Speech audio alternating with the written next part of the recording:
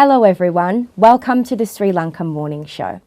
Today I'm joined by Dominic Ellis from Tomorrow Financial Solutions. Now it's always a pleasure, Dominic, to have you on the show. Thank you, it always is. And I'm sure that for our viewers out there, they've been eagerly anticipating, you coming back on and sharing some of your pearls of wisdom with us. So thank you very much. No, it's absolutely a pleasure. I love the be able to speak all my knowledge that I've learned to be able to show it to all of our viewers. And you certainly are knowledgeable. Thank you very much. Without further ado, Dominic, I'm going to fire my first question at you. Please, I've been hearing, murmurs about this 5% lender's mortgage deposit scheme. Mm-hmm. Please, tell us about it. Okay, this is an absolutely perfect opportunity for first home buyers to be able to get into the property market. So what the banks have actually decided to do is they've said, hey, look, we understand we want people to get into their own home. What we're going to do is we're going to allow our customers to borrow up to 95%. Now, normally what would happen is back 6 to 12 months ago, it was anything over 80%, you would have to pay something called lender's mortgage insurance.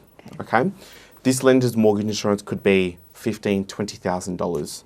Now this is added onto the loan, and then obviously you pay it off over the 30-year loan term, for example. Okay. What the banks have decided to do is they've decided to say, hey, okay, we understand that there are people that are wanting to get into the property market. Let's waive that lender's mortgage insurance. So you are waiving close to $15,000 to $20,000 that you don't even that you didn't know that was going to come up. Now it's being waived. So you would have heard in my last segment that there are grants up to $45,000 at the moment. So what the banks have decided to do that yes, they're taking the $10,000 first home owners grant, and they are taking the regional grant if you do decide to purchase, and then if you are eligible, there are the other grants like the $25,000 grant. So that's potentially $45,000 plus. All you need to have is potentially $10,000, $15,000, $20,000, right, to go towards your first home. So the first home buyers lenders scheme is an absolute gem because it means that you don't need to have as much savings to be able to get into your first home. All you need to have is potentially, look, the more that you've got, the better. There are some terms and conditions with it, but if you've got the $15,000 to $20,000 sitting in your bank account, you're like, oh my goodness, what am I going to do with these money? I need $50,000 to be able to purchase my first home. It's not like that anymore because you have this 5%, which essentially means the bank is saying, come up with 5% and we'll look after you for the rest. Wow, I know what I would be doing if I had a spare $15,000 to $20,000 sitting in my bank account. Yes, definitely. But, okay, Dominic, I'm thinking now, my creative juices are flowing. Is there a catch? Is there, for example, is this not available to people who are looking to purchase an investment property? Mm-hmm. It really seems too good to be true. Yeah.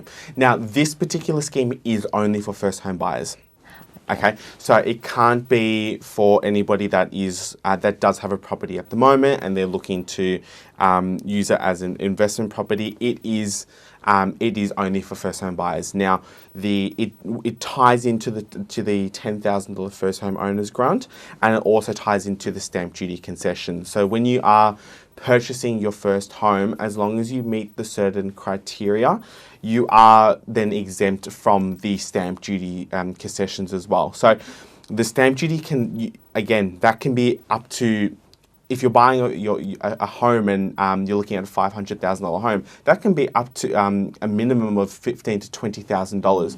So you're saving on the LMI, which is the lender's mortgage insurance of $15,000. You're also saving on then the stamp duty as well, which is another $15,000. Okay. So that's $30,000 that you're saving, and then you're only having to come up with the 5%. The biggest thing is that I can't stress enough that there is a criteria that you do need to go by, which at TFS, at Tomorrow Financial Solutions, we have a lot of our clients asking what is that criteria, and we obviously we and all finance advisors are able to go through that with you. But being able to, I guess, make sure that it is your first home, that is the key part of it. Right. So if I'm, myself and my partner, we're a young couple, we're sitting at home, we're watching this, we've got that money in the bank ready to go.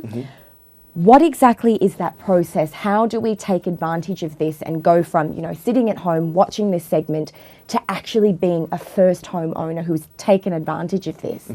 We've so at Tomorrow Financial Solutions, we've helped so many of our clients and we've had so many questions say, how do we do this? I've got this amount of money in my bank account. It's been there for 3 to 6 months. What do I do now? Are there any offers at the moment? So I guess the first step would be to be in contact with your financial advisor, be in contact with your bank.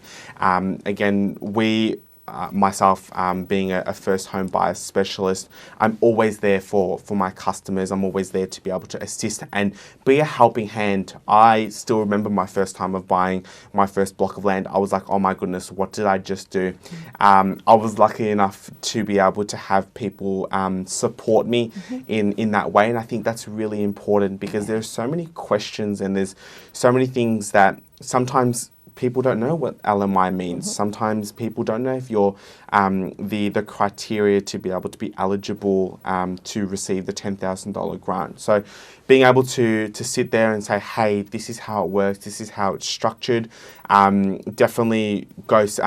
I would advise anybody watching to go see their finance advisor, go to their bank if they need to. Obviously, I'm always a phone call away as well, but that would be the process as well. Oh, excellent. Well, of course, purchasing your first home is a huge commitment. It is. But you certainly make what can often be the impossible seem possible. Yes, no, definitely is. It's that was one of the reasons why I became a finance advisor, to be able to assist people in a way that they didn't know that that I could help with, and I guess doing everything from the start to the finish and being able to, because it's true, buying your first property is extremely daunting, and if you haven't completed the right steps and you don't have the guidance with you, it can be like, did I make the right decision? That's right. Oh, well, Dominic, always a pleasure. Thank you for joining us. It was absolutely my pleasure. Thank you very much for having me, Sahini.